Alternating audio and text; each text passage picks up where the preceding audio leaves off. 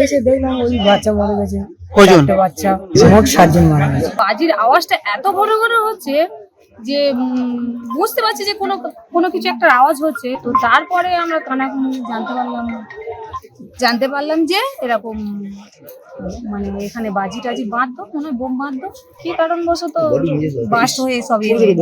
আমরা লোক মারফত খবর পেয়েছি প্রায় 9টার দিকে খবর পেয়ে আমরা এখানে এসে দেখলাম। আমরা আগে থেকে জানি এখানে বম তৈরি হয়, বাজি তৈরি হয়। কতদিন ধরে হচ্ছে এটা প্রায় 8-10 বছর থেকে হচ্ছে। হ্যাঁ, 8-10 বছর হচ্ছে। 8-10 বছর। হ্যাঁ, হ্যাঁ।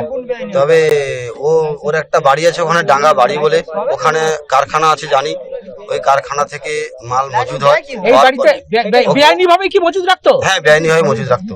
তবে ওখানে মাল তৈরি হয়, ওখান থেকে তৈরি হওয়ার পরে আমাদের এই মাল বিক্রির জন্য বাড়িতে রাখে, ওইখানে কোনো কারণে মাল বাস্ট হয়ে যায়। একেবারেই, অর্থাৎ আপনারা শুনতে পেলেন যে স্থানীয়রা যেমনটা বলছেন যে বহু দূর থেকে এই ভয়াবহ বিস্ফোরণের আওয়াজ শোনা যাচ্ছিল। অর্থাৎ কতটা বাজি বা বাজির সামগ্রী মজুদ থাকলে এই ভয়াবহ বিস্ফোরণ হয় এবং 7 জনের মৃত্যু হয়েছে। একটা 2 মাসের শিশু, সে যেমন মারা গেছে, তার সঙ্গে সঙ্গে 80 বছরের বৃদ্ধা মারা গেছে। স্থানীয়রা রীতিমতো দাবি করছেন যে এখানে বাজি মজুদ ছিল, বাজি তৈরি করা হতো। আমরা সরাসরি চলে যাব আমাদের প্রতিনিধি সন্দীপের কাছে। সন্দীপ, এই মুহূর্তের পরিস্থিতি আমরা দেখলাম, কিন্তু কালকে রাতে স্থানীয়রা যেমনটা দাবি করছেন যে এখানে বাজি মজুদ ছিল, এতদিন ধরে বাজি মজুদ ছিল, পুলিশ প্রশাসন কিছু জানতে পারলো না?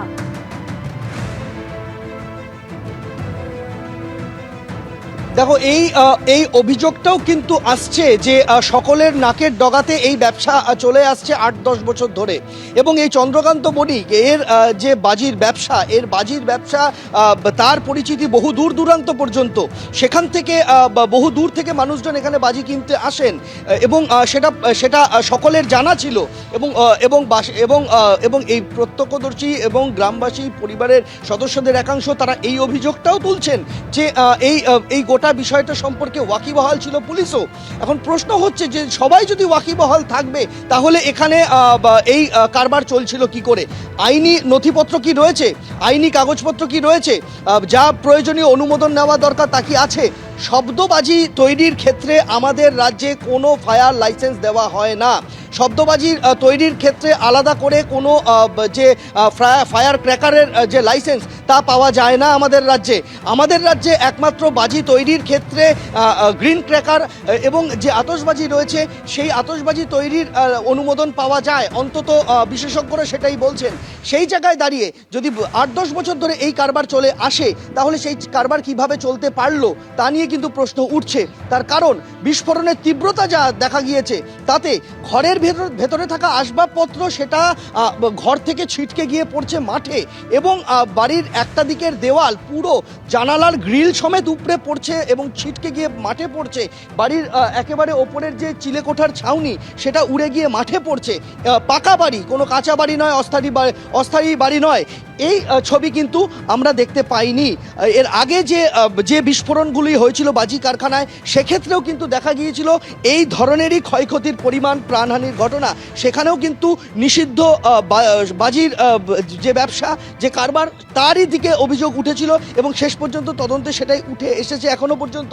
এক্ষেত্রে এই পাথর প্রতিমার ঘটনার ক্ষেত্রেও কিন্তু সেই সূত্রগুলোই পাওয়া যাচ্ছে। যে জায়গায় দাঁড়িয়ে আজকে ফরেনসিক বিশেষজ্ঞরা আসবেন এবং তারা গোটা ঘটনাস্থল ঘুরে দেখবেন এবং কিভাবে এই বিস্ফোরণের ঘটনা ঘটলো তার উত্তর হয়তো পাওয়া যাবে ফরেনসিক বিশেষজ্ঞরা আসার পর। একেবারে সন্দীপ, অবশ্যই এই তদন্তের দিকে আমাদের অবশ্যই নজর থাকবে। কি কারণে এতগুলো বাজি মজুদ ছিল, এই যে এতগুলো মানুষের প্রাণ গেল, তার দায় কার? এবং তার সঙ্গে সঙ্গে এতদিন ধরে বাজি মজুদ থাকা সত্ত্বেও প্রশাসনের কেন নজরে এলো না? এই গোটা বিষয়টা কিন্তু এই মুহূর্তে প্রশ্নচিহ্নের মুখে। সন্দীপ, তুমি আমাদের সঙ্গে থাকো, আমরা পরবর্তী সময় তোমার কাছে আসবো। তবে আপাতত তোমাকে অনেক ধন্যবাদ।